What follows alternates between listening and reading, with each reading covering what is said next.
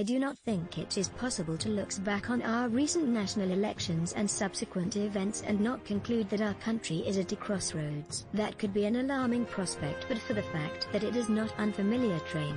Without going too far back in history, I find the turbulent 1960s for references.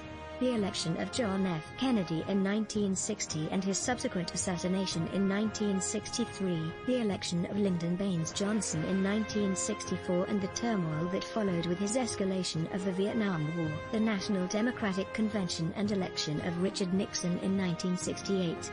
Among the social activism that were backdrops to all these political events were the Freedom Rides in 1961, the March on Washington in 1963, and Bloody Sunday in 1965. As a student activist on the campus of South Carolina State College, I became a founding member of the Student Nonviolent Coordinating Committee in 1960. It was in that capacity that I first met and got to work with Dr. Martin Luther King Jr. and my late colleague and great friend John Lewis. After the extraordinary success of the March on Washington, Dr. King penned Why We Can't Wait, extolling the fierce urgency of now. The book was an extension of his timeless 1963 letter from Birmingham jail. The letter was in response to a letter Dr. King had received from 8 white clergymen who chided him for being too impatient in his fight for freedom, justice and equality under the law.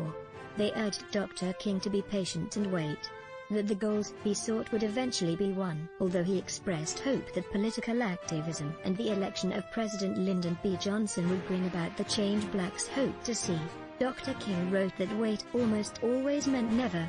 In Why We Can't Wait, Dr. King argued that the promise of America had been denied to African Americans for 300 years and attempts to prolong the wait for equal rights would be met with persistent nonviolent resistance.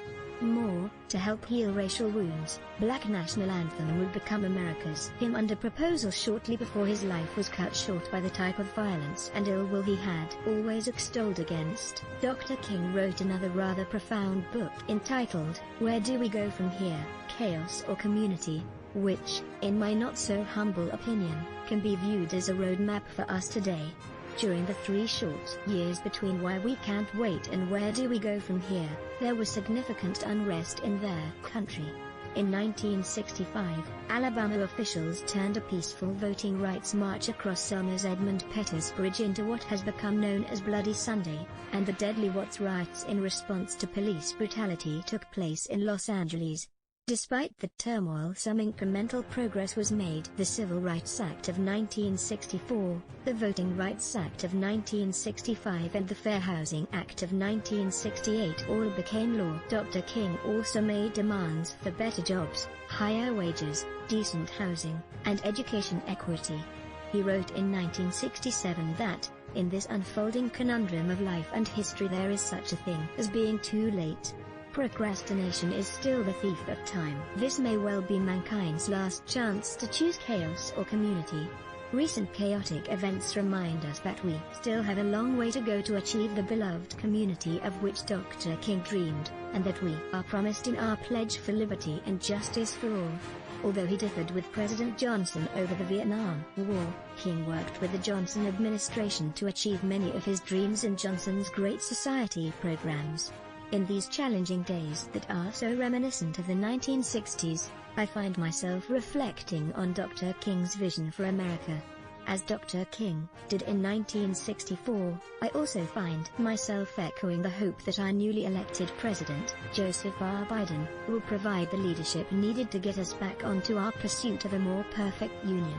Hopefully, he and the new Congress will pursue an agenda that addresses the inequities in health care, housing, education, and criminal justice. Hopefully they will work together to restore faith in our democracy and strengthen the foundation upon which that democracy is built, unfettered access to the ballot box and equal justice under the law. We are again faced with the fierce urgency of now. This country does not need to be made great. It is great.